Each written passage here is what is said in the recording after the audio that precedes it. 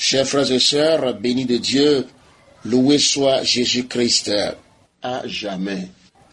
En ce jeudi de la deuxième semaine du temps de Pâques, les lectures que l'Église nous propose nous montrent comment l'obéissance à Dieu est le moyen qui exprime mieux notre appartenance au Christ et en même temps nous affranchit de la colère de Dieu. En effet, dans la première lecture tirée des Actes des Apôtres, chapitre 5, versets 27 à 33, les apôtres nous donnent un code de vie qui, en principe, doit guider tout notre agir quotidien. Il s'agit d'obéir à Dieu plutôt qu'aux hommes. En toutes choses, il faut préférer obéir à Dieu. Dans cette première lecture, nous voyons comment les apôtres sont confrontés à un dilemme. D'un côté, l'exigence de leur fidélité à la mission d'annonce de la parole de Dieu que Jésus leur a confiée. Et de l'autre côté, l'interdiction des grands prêtres, interdiction formelle d'enseigner au nom de Jésus le ressuscité. Que faire devant ces deux réalités qui sont contradictoires, opposées? Les apôtres convoqués au conseil des grands prêtres, poussés par le Saint-Esprit, vont donner cette affirmation. Il faut obéir à Dieu plutôt qu'aux hommes. Oui, chers frères et sœurs, voilà ce que nous devons faire quand les exigences de ce monde sont en contradiction avec les exigences de notre foi chrétienne.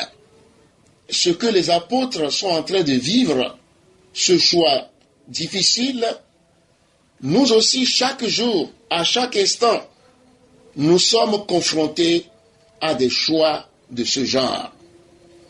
Par exemple, lorsque les exigences de vie professionnelle sont en contradiction avec les exigences de la foi chrétienne, et tu sais que si tu ne te conformes pas à ces exigences professionnelles, tu risques de perdre ton boulot, alors qu'il est maintenant difficile de retrouver un autre travail. Dans ces situations, que faut-il faire? Lorsque les idéaux de ta carrière politique, les exigences donc de ta carrière politique sont en contradiction avec ta foi chrétienne, que faut-il faire? Lorsque ton appartenance à un groupe dont les idéaux sont contraires aux exigences de la foi chrétienne, que faut-il faire? Lorsque tes parents, tes supérieurs, ou plus encore, ton bien-aimé, qui est tout pour toi, te demande un service ou quelque chose qui en fait n'honore pas du tout ton Dieu, que faut-il faire, mon frère, ma soeur? Si on est un bon chrétien qui aime Dieu plus que tout, la solution, la réponse n'est pas à chercher de midi à 14 heures. Il suffit d'appliquer le code de vie que nous montrent les apôtres dans cette première lecture, à savoir, il faut obéir à Dieu plutôt qu'aux hommes. Et obéir à Dieu plutôt qu'aux hommes reflète le premier commandement du Seigneur. Tu aimeras le Seigneur ton Dieu plus que tout. C'est en choisissant ne faire que la volonté de Dieu en toutes choses, et ceci quoi qu'il advienne, que tu montres que vraiment tu aimes Dieu plus que tout. Et chers frères et sœurs, choisir, obéir toujours à Dieu en toutes choses, nous expose parfois à des épreuves qui peuvent même porter atteinte à notre vie. Et c'est ce que nous voyons dans cette première lecture. Cette décision de n'obéir qu'à Dieu a irrité les grands prêtres au point qu'ils vont décider de supprimer les apôtres. Oui, chers frères et sœurs, celui qui veut obéir à Dieu en suivant les pas de Jésus-Christ, qui a passé toute sa vie dans l'obéissance à son Père, eh bien, doit savoir qu'il rencontrera certainement des épreuves sur le chemin. Et c'est pourquoi Jésus nous a avertis que celui qui veut le suivre doit bien réfléchir, car il doit renoncer à lui-même, se charger de sa croix pour le suivre chaque jour. Celui qui veut sauver sa vie la perdra. Celui qui la perd à cause de lui la gardera en vie éternelle. Oui, chers frères et sœurs, que servira-t-il à un homme de désobéir à Dieu pour avoir les avantages de ce monde, si au finish, il doit perdre l'essentiel qu'est la vie éternelle?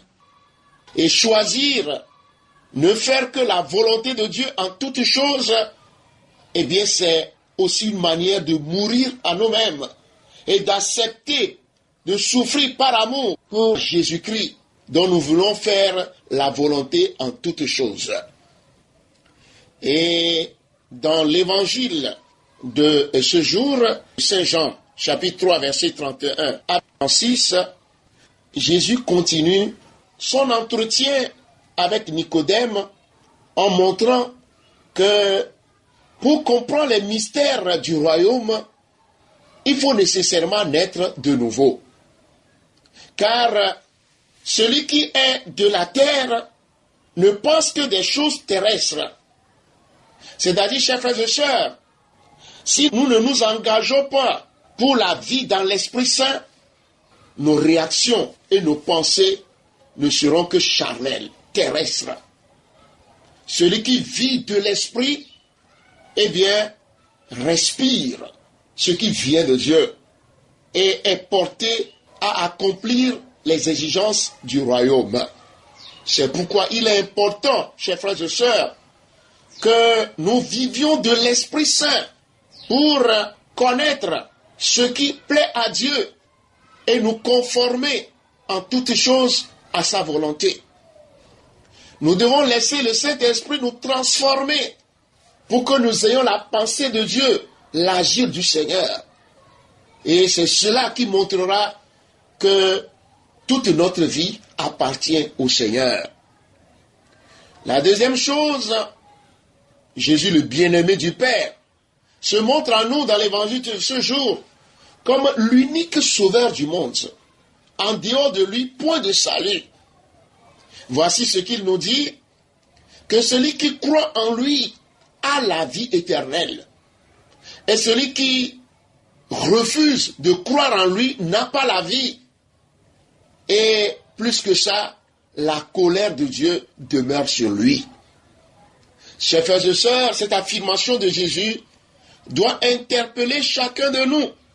Pas seulement ceux qui vivent en dehors du Christ, mais nous qui avons reçu la foi et qui cheminons dans l'Église, nous devons être aussi interpellés.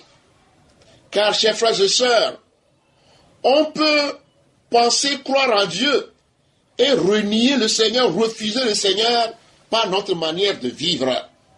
Comme il est écrit dans la lettre à Tite, chapitre 1, verset 16, qu'il y a certains chrétiens qui professent très bien avec leur bouche la foi en Jésus-Christ, mais leur vie renie ce que leur bouche professe. Leur façon de vivre ne montre pas qu'ils sont chrétiens. Sur ceux-là aussi demeure la colère de Dieu. S'il en est ainsi, chers frères et sœurs, nous devons nous engager chaque jour à la conversion pour que notre vie soit le reflet de notre profession de foi. Car, chers frères et sœurs, la foi, c'est d'abord l'obéissance à Dieu, la fidélité à sa parole. Et si nous sommes unis au Seigneur, fidèles à sa parole, et alors nous échappons à la colère du Seigneur. Que le Saint-Esprit aide chacun de nous à imiter les apôtres qui ont choisi passer toute leur vie à ne faire que la volonté de Dieu, comme la Vierge Marie. Qu'il fortifie notre volonté, afin que, en tout moment, et quel que soit ce qu'il advienne, nous puissions toujours appliquer ce code. Il faut obéir à Dieu plutôt qu'aux hommes. Amen.